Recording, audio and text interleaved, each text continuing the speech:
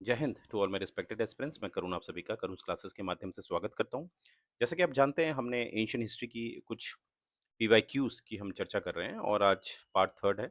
आइए देखते हैं। और आप जानते ही हैं ये सारे के सारे क्वेश्चन सिविल सर्विसेज में पूछे गए हैं, राइट? तो काफ़ी पुराने क्वेश्चंस भी आपके समक्ष में लाया हूँ। तो आइए चर्चा करते हैं। तो आज का जो सबसे पहला क्वेश्चन है वो है, which of the following script of ancient India was written from right to left? ठीक है। जैसे ज़्यादातर हमारा जो, अगर मैं इंग्लिश की बात करूँ या हिंदी की बात करूँ, या आमतौर पर ज़्यादातर जो भाषाएँ होती हैं, वो लेफ्ट टू राइट होती है, राइट? जैसे मैं लिखूँगा my name is Karun, right? तो हमें क्या दिख रहा है? हमें दिख रहा है कि मैंने लेफ्ट से राइट की तरफ जा रहा हूँ, ठीक है? चाहे वो इंग्लिश हो, चाहे हिंदी हो। पर जैसे उर्दू की बात करें, तो उर्दू में कुछ इस तरह का हमें दिखता है कि आप पहले लेफ्ट से राइट जाते हैं, फिर आप राइट से लेफ्ट आते हैं, राइट? परंतु यहाँ पर पूछा गया है कि ऐसी कोई भाषा, ऐसी इनमें से कौन-सी स्क्रिप्ट है जिसमें आप राइट टू लेफ्ट जाते हैं? यानी कि आज के हिसाब से बिल्कुल उल्टा। तो इसका जो राइट आंसर है वो है खरोष्टी, राइट? तो खरोष्टी के बारे में कुछ डेटा हम और देख लेते हैं कि खरोष्टी भाषा को जो डिसाइफर्ड करने वाले थे, ठीक है? यानी कि अनकोड करने वाले कौन थे? वो थे आपके जेम्स जेम्स प्रिंसेप, ठीक है? James Prinsep. ये बात आपने अच्छे से याद रखनी है। जो ये ज़्यादातर first half of 19th century हमें दिखे थे, राइट?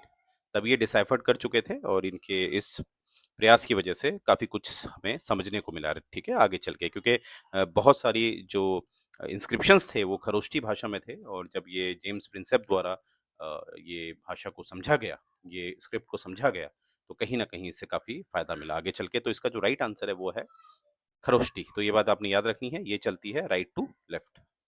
आगे बढ़ते हैं। The famous dialogue between Nachiketa and Yaman. देखिए, यमन जो है एक गुरु हुआ करते थे और नचिकेता उनके शिष्य हैं, डिसाइपल हैं। तो ये जो फेमस डायलॉग है, जिसे हम एक डायलेक्टिकल मेथड भी कहते हैं, डायलेक्टिकल मेथड। जैसे अगर आप पॉलिटिकल साइंस में इंटरेस्ट रखते हैं, तो यहाँ पर आपने देखा होगा प्लाटो ने जो किताब लिखी है, द रिपब्लिक, वो उसने एक डायलॉग फॉर्म में लिखी है, यानी कि डायलेक्टिकल मेथड में लिखी है। और मैं ये भी बताना चाहता हूँ आपको, आजकल जो आपको एनसीईआरटी की जो बुक्स होती हैं, जो छोटी क्लास की, क्लास 6 से हम देखते हैं, तो उसमें भी कुछ इस तरह का ही हमें मेथड दिखता है कि एक डायलॉग बाजी से आपको समझाया गया है, राइट? तो ये डायलॉग बिटवीन नचिकेतन और यमन की अगर मैं बात करूँ, यम की अगर मैं बात करूँ, तो ये हमें कहाँ दिखता है? ये हमें दिखता है कठोपनिषद में, कठोपनिषद। देखिए, नाम मिलता-जुलता है, एक है केनोपनिषद और एक है कठोपनिषद। तो यहाँ पर ये आपने याद रखना है, कठोपनिषद में एक हमें डायलेक्टिकल मेथड दिखता है, एक डायलॉगबाजी दिखती है between Nachiketa and Yemen. Yemen एक गुरु हैं और नचिकेता एक शिष्य है, राइट? आइए आगे देखते हैं। मिलिंद पनाहो, ठीक है? Milinda Panha is in the form of dialogue between the king Menander and the Buddhist monk, ठीक है? बिल्कुल, ये भी एक डायलॉग फॉर्म में ही है, जैसे मैं अभी आपको पहले बता चुका हूँ, जिसे हम डायलेक्टिकल मेथड भी कहते हैं। तो यहाँ पर एक मिलिंद पनाहो है। देखो, मिलिंद पनाहो के बारे में ये बात याद रखिएगा कि ये मिलिंद पनाहो जो है वो किसी एक पर्सन ने लिखी नहीं है, इसमें काफ़ी पर्सन का नाम आता है, राइट? तो हालाँकि वो क्वेश्चन हमारा नहीं है और आपसे पूछा भी नहीं जाएगा, इसीलिए पूछा नहीं जाता है कि मिलिंद पनाहो किसने लिखी है, ठीक है? एग्ज़ैक्टली वो एक ने नहीं लिखी है, ठीक है? फिलहाल इतना हम देखेंगे कि जो मिलिंद पनाहो है, ये एक डायलॉग के फॉर्म में है बिटवीन मी मेनांडर। मेनांडर मतलब ये एक ग्रीक राजा हुआ करते थे, ठीक है? इंडो ग्रीक राजा थे ये, ठीक है? और ये है बुद्धिस्ट मॉन्क। ये बुद्धिस्ट मॉन्क का नाम है आपका अ, नागसेन। ये आपको दिख रहा होगा नागसेन। नागसेन और ये मेनांदर जो हैं, उनके बीच ये एक एक एक एक ज्ञानवर्धक बातचीत थी, जिससे कहीं न कहीं काफ़ी प्रभावित होते हैं मेनांडर, राइट? तो नागसेन है ये। नागसेन क्या थे? एक बुद्धिस्ट मॉन्क थे। तो यहाँ पर राइट आंसर है ऑप्शन 1। आगे बढ़ते हैं। Which of the following addicts mention the personal name of Ashoka? अब देखिए, अशोका का जो उसका पर्सनल नेम है, वो कहाँ मेंशन है, ठीक है? तो इसका जो राइट आंसर है वो है मस्की।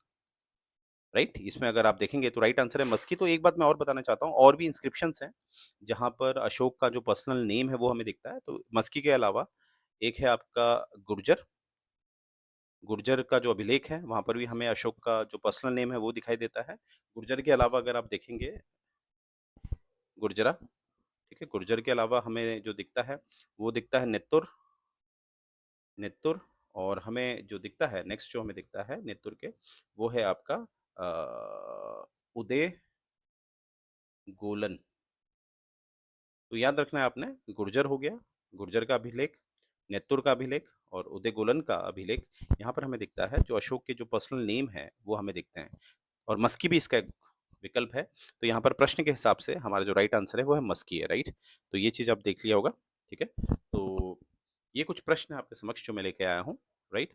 और देखिए रोज भी अगर आप 4 से 5 क्वेश्चन लगाते हैं तो इमेजिन करिए आप महीने भर या 2 महीने में कितने क्वेश्चन लगा लेते हैं, राइट। और ये सारे के सारे क्वेश्चन जो हैं वो सिविल सर्विसेज में आए हुए हैं। तो मुझे उम्मीद है ये मेरा प्रयास आपको पसंद आ रहा होगा। तो यहीं से मैं सेशन एंड करने जा रहा हूँ। जय हिंद गाइस।